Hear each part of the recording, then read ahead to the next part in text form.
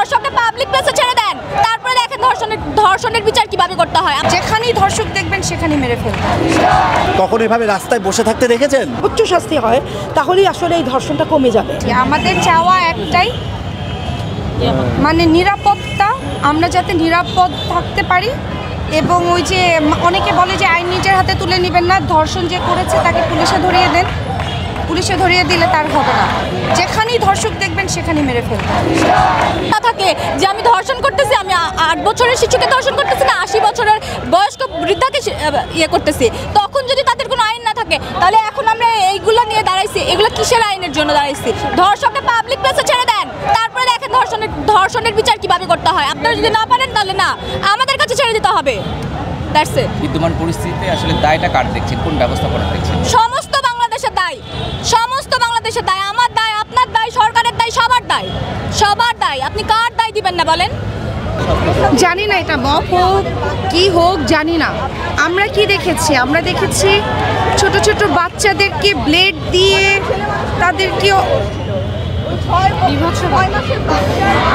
আমার না, আমি এগুলো বলতে গেলে আমার দম বন্ধ হয়ে যায়। যখন ডক্টররা বের হয় তখন তাদের চোখে পানি, নার্সদের চোখে পানি।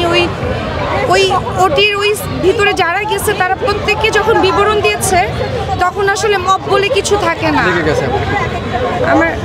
আমার কাছে মনে হয় না, আমার কাছে মনে হয় যারা ধর্ষণ করে তারা আসলে রেপিস্ট, তো আর রেপিস্টের শাস্তি আসলে ফাঁসি হওয়া উচিত।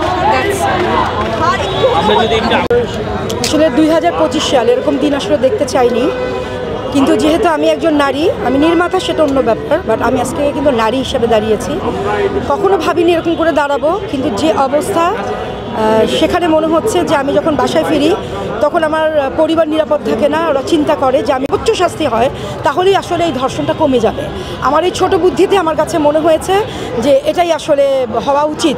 তাহলে আসলে সমস্ত শিশুরা বাসায় নিরাপদ থাকবে, রাস্তায় নিরাপদ থাকবে, আমরা যারা বাইরে কাজ করি তারা আমরা শান্তিতে এবং নিরাপদ চলাফেরা করতে পারবো।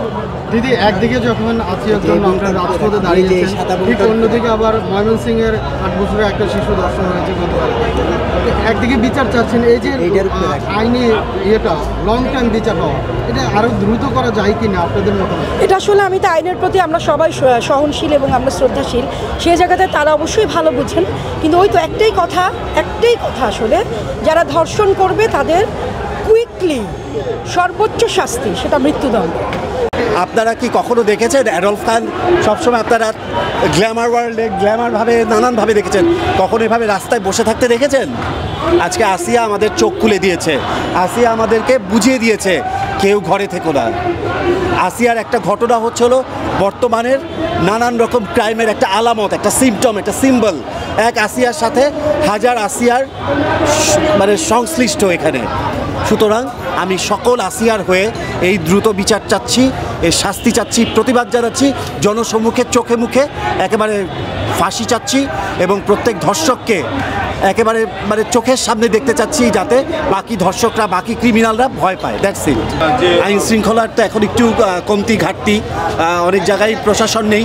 দ্যাটস ওয়াই এই কারণে ক্রাইমগুলো বেড়েছে। দ্রুততমভাবে এটার ব্যবস্থা বা এটার একটা জোরদার একটা নিরাপত্তা ব্যবস্থার জন্য আমি জোর দাবি জানাচ্ছি।